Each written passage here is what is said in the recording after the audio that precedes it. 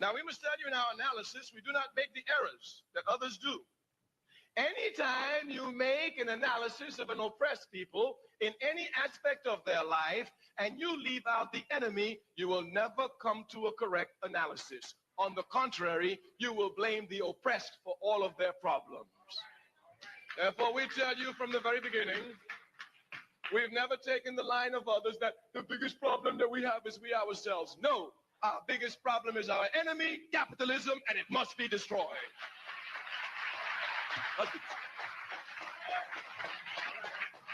We say any analysis you make of an oppressed people must include the oppressor, otherwise you will come up with an incorrect analysis blaming the oppressed for their position of oppression.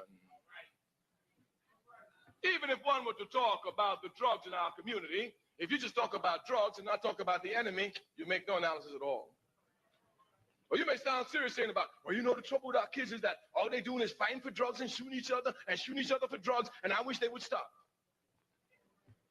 If you haven't brought in the question of who brings the drugs in, why the drugs are brought in, for what purpose they're brought in, you will never understand the problem at all. Thus, we make it clear to each and every one, when we speak of the conditions of the African masses, we begin from the very beginning with the enemy of the African masses, all unjust system that seeks to exploit us, capitalism, and especially the racist capitalist system in the United States of America. What's poppin', my friends, my family? Welcome back.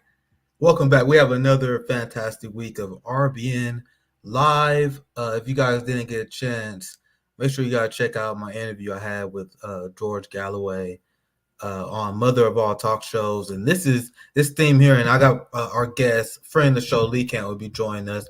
I had to include this because that was one of the messaging that I brought on the Mother of All Talk Shows, how we must humanize our enemies, how the U.S. left for a very long time have thought to pursue the act of being anti-war while appeasing neocons and their talking points regarding Putin, Hamas, Assad. The reason why I don't accept Hamas slander on our channel, as this tweet brought up here, I didn't know this. I saw this earlier today, and I wanted to share you guys something I learned today. Because when I had my conversation with Shama about this, where she was condemning Hamas, I'll let you understand who is Hamas, though. Hamas are just Palestinians who engage in their right to resist their oppressors. Look, I'm going to read this and I'll bring Lee Kemp in. 85% of Hamas members are orphans. We did profiles and we've shown that many members of Hamas were people who had their families killed, had nowhere else to go, nothing else to do other than to oppose their Zionist oppressors. So remember, please keep that at heart. I'm going to keep my monologue short today because I want to bring my fantastic guest. I appreciate him for making time today. Amazing geopolitical analyst, independent journalist. You're the host of Dangerous Ideas. Make sure you guys follow Lee Kemp, our amazing guest today. Thank you for joining us on RBN. Thanks for having me, Nick. I appreciate it. Yeah, and another point about Hamas is Hamas is the government of Gaza, has been for years and years. And so when people say Hamas, we're told to just picture militant fighters with machine guns across their chest. The government's involved in a lot of things that are not just armed resistance. So when Israel says they're killing all Hamas, that goes for all kinds of government workers that had nothing to do with armed resistance. Not, again, you know, you can have the debate as to whether it's okay for Israel to kill every armed resistance member, but every member of Hamas is not just the militant portion of Hamas. That's a great point, Lee. I'm glad that you brought that up. You had the IDF who kidnapped and tortured the director of Al-Shifa Hospital. And as you mentioned, since Hamas is the government, there's no doubt that if you're a director of a hospital in Gaza, that you may be coordinating with members of the government and members of the party, the ruling class of Hamas. So they kidnapped this guy and tortured him for having the audacity of running a hospital under Hamas. They used that same justification to go after nurses, go after doctors because they work under the Hamas-ran hospital. It's a truly barbaric ideology. We will get back to that here very soon because speaking of death penalties, I want to get your thought because this is the big story going on today. I was doing a lot of reading on this there's a lot of talk in activist circles over this story that's in my state. You guys know I live in a bloodthirsty state. Missouri, bro, is vicious, vicious. So Marcellus Williams, who alleges innocence, is now set to be executed. I think the date is the 24th tomorrow, but I think they may push this back. But this just shows how barbaric our ideology is. I want your thoughts on the death penalty, the something that Democrats removed from their platform now as they continue to shift to the right. So, what's your thought on this story and the death penalty as a whole? Just to get started, Lee Cap. Yeah, the Democrats just removed opposition to the death penalty from their platform. They want you to know they are now pro-death penalty because the Democrats have a long-term pursuit to be exactly like the Republicans, and they were worried that might actually differentiate them a little bit. But so in this case, you do have an unusual situation where the prosecuting attorney's office is also saying that this guy deserves a new trial, which is very rare. Normally, the prosecutors just do anything they can to fry someone, to hang someone. It is rare that even they say that this guy should get a new trial because the DNA testing of the murder weapon has been completely contaminated by the prosecutor's office. In other interviews I saw, the prosecutor's office was like, well, we thought they were done testing it, so we just rubbed it all over our hands and our ass and whatever else. And anyway, it's ruined the ability of DNA testing that possibly could exonerate this guy. But wow. And I'm glad you brought up this story, and I'm glad you've been highlighting this story because this is one of those stories with the death penalty where people can have an impact. States, especially politicians who, yes, they want to kill as many people as possible generally, but they don't like when it hurts their reelection chances. They don't like if it hurts their brand. And so in the few times that governors and Republican governors have, given people new trials or stepped in and stopped the execution, it's usually because the outrage got so big that they were afraid it would hurt their reelection chances or that it could hurt their brand. These people are soulless and they're not going to actually care about the human being behind it, but they might care about their reelection. So I hope people keep highlighting his case. But, he's, like you said, he was scheduled for 6 p.m. tomorrow. I don't know if it's been pushed back, but it could be very soon. Yeah, according to my producer and our friend Zoya's Love, Zoya's Life, big shout out to her. She said the execution is tomorrow at 6 p.m. That's why there is this massive push to get them free. And now you have I believe that the Missouri Supreme Court, I might have to check that, but I think that's what that was when I was reading about this earlier.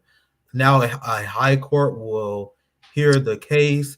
And I also want you to speak on this because this is a crazy stat. Once again, I'm learning a lot. I learn stuff every day. Like 200 people since the United States has been executed since 1973.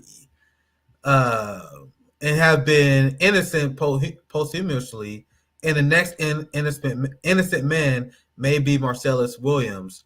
Now, there's something I gotta come clean on because remember, guys, I grew up in Missouri. I grew up conservative. I remember being a teenager in my early days. I was like, man, I don't know why people are so against the death penalty. Because that's like in the conservative area. Let me explain, guys. In a conservative area, it's like, yeah, fuck the motherfucker. They do crime. They should be punished. Then I learned how the death penalty was essentially an extension of lynchings, and how they use it to execute. And I learned, obviously, I was a sweet summer child. I had faith in the system, thinking the system got shit right. Then when I learned about all the innocent people who was executed, all the false trials, and how life actually works, that was one of them super dumb takes I had when I was a young teenager that I was like, man, I can't believe I ever supported the death penalty. But Lee, do you want to speak more on that and why it's ridiculous to support the death penalty as a whole? Yeah, I'd love to. So just to repeat that stat you just said, so 200 people have been found innocent. These are not the ones that are killed and were innocent and we just haven't proven it yet. These are the ones that were clearly innocent. 200 since we reinstated the death penalty in 1973 have been proven innocent after they've been executed. So you have 200 just off the bat, absolutely innocent, executed. That does not count the ones that we haven't proven are innocent, but they also were. But it goes beyond just all the innocent people. You've got, if you go through every reason to have the death penalty, they all are easily debunked. The deterrence myth, no study has ever proven that the death penalty stops people from murdering, stops people from committing crime. There is zero deterrence proof in every study that's been done. Another one that people like to throw out is, well, these people aren't fit for society, assuming they're guilty. Well, they would have life in prison anyway. So the fit for society argument doesn't make any sense because they're not going to be, we're talking about the difference between life in prison and death penalty. It gives you, the death penalty also gives you no time to continue to prove this person who was innocent is innocent. So it's insane on every level. Then people like to go to, well, it's an eye for an eye, right? That's, especially in conservative area. I grew up in Richmond, Virginia. It's a lot of, that was one mindset back in the day. Back in the day, I was like, yeah, if you do the crime, you pay for it. And now, but you see, why that's ridiculous. But go ahead, Lee. Yeah, an eye for an eye. And here's the thing. Nowhere else in our laws do we have an eye for an eye. If you burn someone's house down, you are not sentenced to have your house burned down. We don't even have an eye for an eye legally if you steal someone's eye. Like if you took their eye, you wouldn't have your eye stolen. So there is not an eye for an eye anywhere in our laws except death penalty. Then people like to go to, oh, well, it saves money. I don't want to pay to have the state imprison a murderer. Well, actually, it doesn't save money due to all the trials, all the lawyers, all the appeals. It generally costs more to execute someone than to keep them in prison. Then people like to say, oh, well, closure for the families. Well, you have a lot of families who don't want to see another person murdered. There are a lot of families of the victim who say, I don't want to be involved in any more murder. That person should not be executed. So that's a bullshit claim. So generally you come down to just people go, well, it just feels good. It feels right to see that happen. Well, again, that is not how any of our laws are written. They're like, would it feel good to see that CEOs of big oil dropped in a vat of oil and drowned to death? Yeah, it'd feel pretty good. That's not how our laws are written. At no point is it just written because it feels good, except the garbage death. I mean, it really is barbaric. It's like caveman times.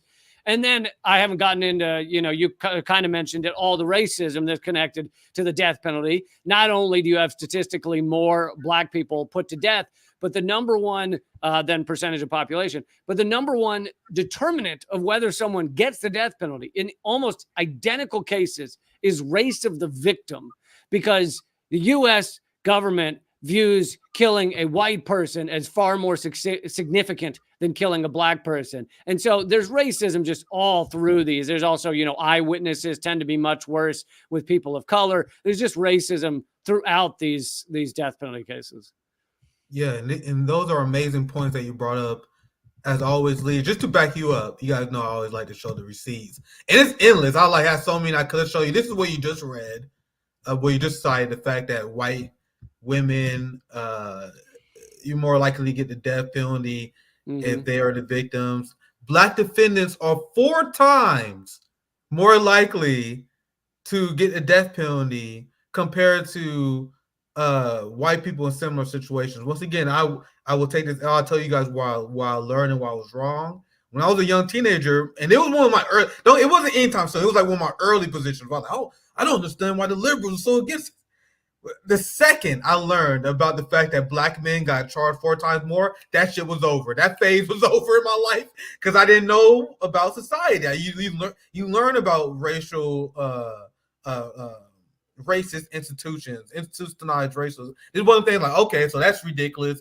And now I'm like, in hindsight, it's ridiculous to allow people with such a violent, brutal, historically racist system decide who get to live and die for the most part. So right. Yeah, that's one of the many reasons why we should oppose the death penalty. Anything else you want to add on this topic before we move on? Any last words, any last nuggets of wisdom, Lee? I'll just add that there's a serious class issue as well with all of our legal system. If you are poor, you are just about 1 billion times more likely to get the death penalty or get serious ramifications than if you have money, simply because the level of lawyer you're going to get.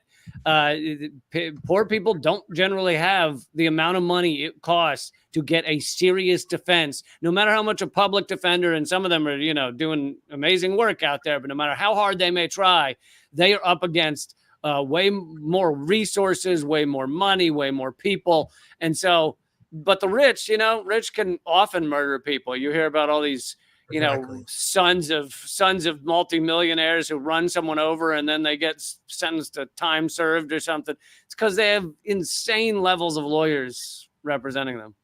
Yeah, well said. And I want to get your thoughts on this next topic, and just very generally, um, we are witnessing either one of the most barbaric acts of war that I've seen in my lifetime, with the Gaza genocide, and it makes me feel good to see like there's an anti-genocide movement that's popping up, but the fact that this isn't shutting down society, like the fact that people can still go on. I saw people watching like the NFL draft, the fucking celebrity book. I see people. I'm like, how can you guys go on seeing what our government is sponsoring? And Kamala Harris, when she was giving an interview with Black journalists, was asked about this and said, "Well, we're seeking a deal. Would it be any difference between your policy and Biden's? Well, we're seeking a deal." Now, this is the headline I'm going to read, and I will get your general thoughts on this. In response to Kamala saying that they're seeking a deal and AOC saying they're working tirelessly for a ceasefire, this is the reality of the situation. U.S. officials concede Gaza ceasefire out of reach for Joe Biden. So mission successful. They stall for time as Israel can commit their genocide. So, Lee, very broadly, I just want to get your thoughts on this topic. We're going to just do a few rapid fire here. What are your general thoughts on the Biden's complicity with the genocide and how we can build an anti-genocide movement to combat this? I think he's just doing all he can, and his, his hands are tied, and maybe he's going to build a new pier soon. I think that should solve it. If we could just get another dock put up next to Gaza. No, it's a horrific genocide, and I think it's been it's amazing. It's been almost a full year of genocide. So I know I came on your show and said some of this stuff before, but it was a long time ago. That I am Jewish. There are millions of anti-Zionist Jews around the world. There are more Zionist Christians in America than there are Jews in the world. So the idea that Israel represents all Jews is bullshit, and it's propaganda used to get people not to criticize Israel. And this is absolutely a genocide in Gaza. If you read on the Holocaust Memorial Fund's website the details of the definition of genocide, you will check every single box on what's going on in Gaza. There is no denying this is a genocide. Even Netanyahu holds up maps of so-called Israel with Gaza and West Bank removed, meaning he literally holds up maps where it's been wiped off the map, like in front of the UN. This is not a secret.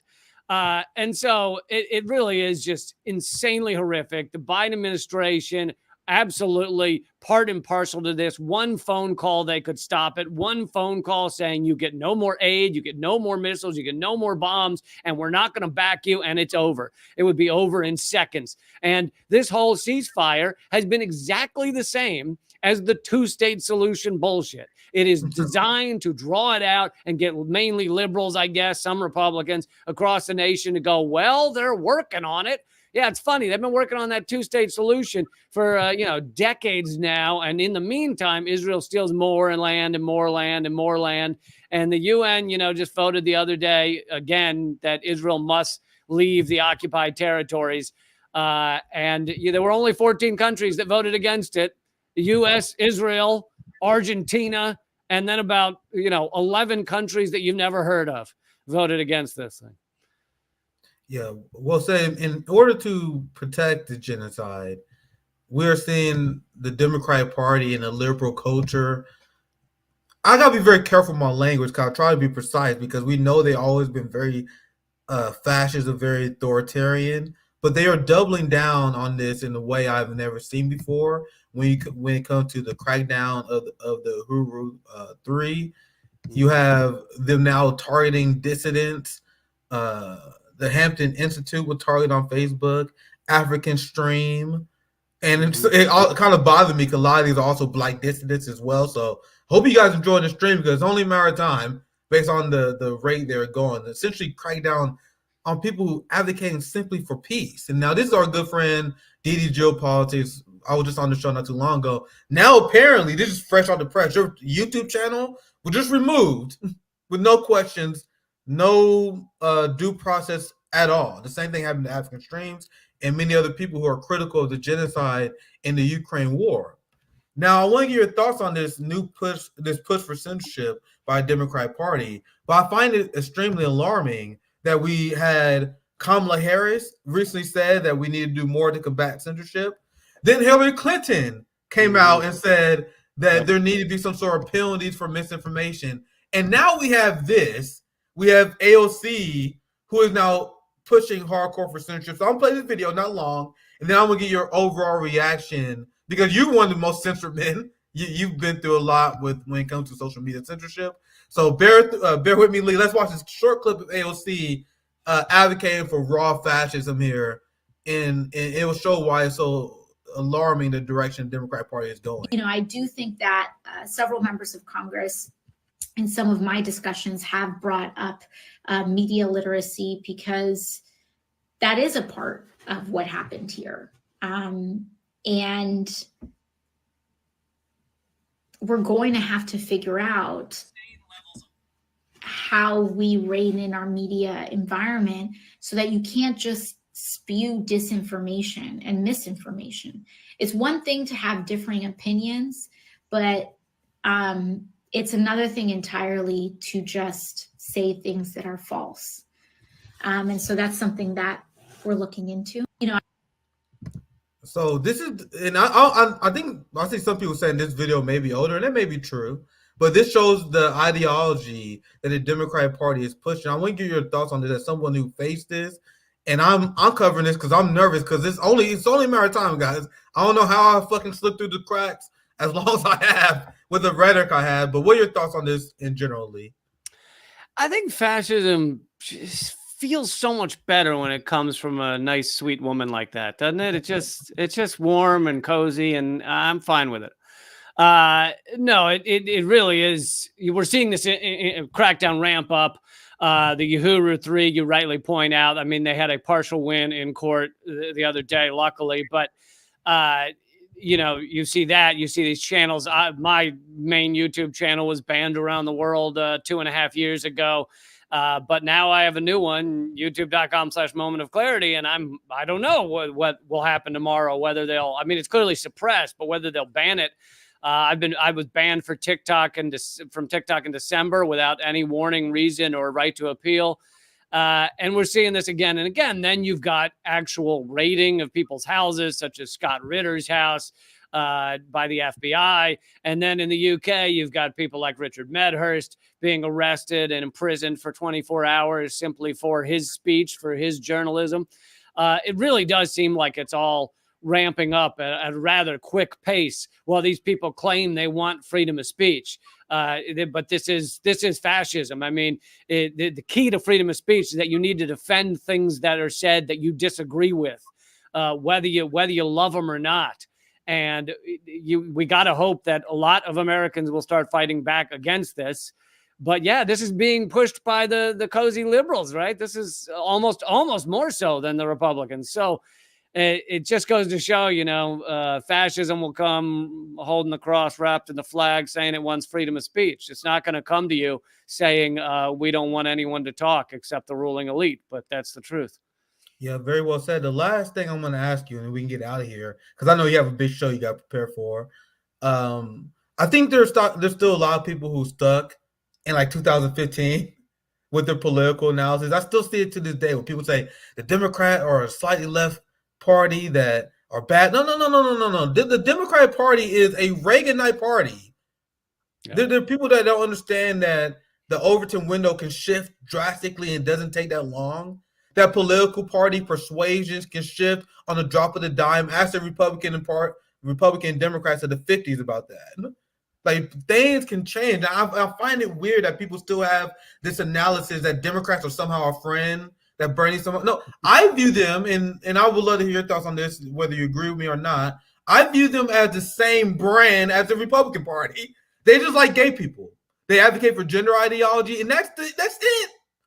In fact, there are many issues where the Democratic Party is unapologetically to the right, to the Republican Party, like when it comes to the role of the government in restricting quote-unquote misinformation, where, as you guys see by this graph, big shout out to Glenn for highlighting this for us, Democrats are all for the coordination between the government, big tech, censoring people who go against their ideology, which goes to this new authoritarian tilt that the Democratic Party has. That it's because of the right-wing Supreme Court, right-wing courts that's protecting the Huru Three. It's because of this right-wing Supreme Court that struck down the Biden administration trying to illegally seize people's guns and arrest them without a warrant. That was something that the Biden administration tried to do. So overall, I want to get your thoughts on this. I said this on the George Galloway show, and it's something I've been developing. I think I'm not under any illusions that like Trump or there's any like damage mitigation, but we can't allow these people to get momentum. I think it benefits us to have the pendulum swinging. You know, I mean, not like anything revolutionary, but I see Kamala getting elected after the genocidal mandate, after this push of censorship. That would be fucking catastrophic. But anyway, any last thoughts on the modern Democratic Party censorship? Any last thoughts you want to leave with us today, Lee? Yeah, I don't. It's tough when people try and say there's a difference, because you want to say like, well, difference on what? And all they can point to is gay marriage and abortion, both of which are issues that the Democrats actually did not really lead the way on. I mean, the Supreme Court legalized gay marriage, not Democrats. And abortion, the Democrats had 30 years where they could have codified abortion rights and intentionally failed to, because they wanted it to be a voting issue that they could keep using every election cycle. But so people point to some of these, smaller social issues. It doesn't mean they're not important to folks, but smaller social issues. And they say, oh, those are the differences. Well, what about the 99% of the core issues of this country? Well, you can't actually point to them being different than the Republicans. In fact, on many of them, they're to the right, like you said, to the right of the Republicans.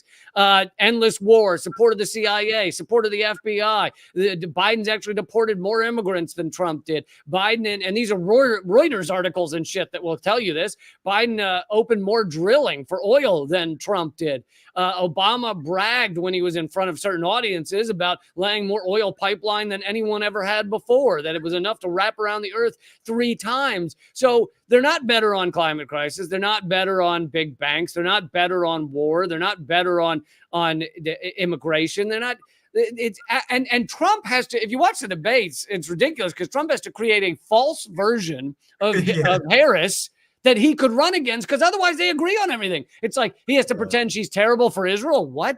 He has to pretend that she is anti-fracking when she's done nothing but defend fracking. He has to pretend that she's, open borders when they've deported more immigrants than Trump did.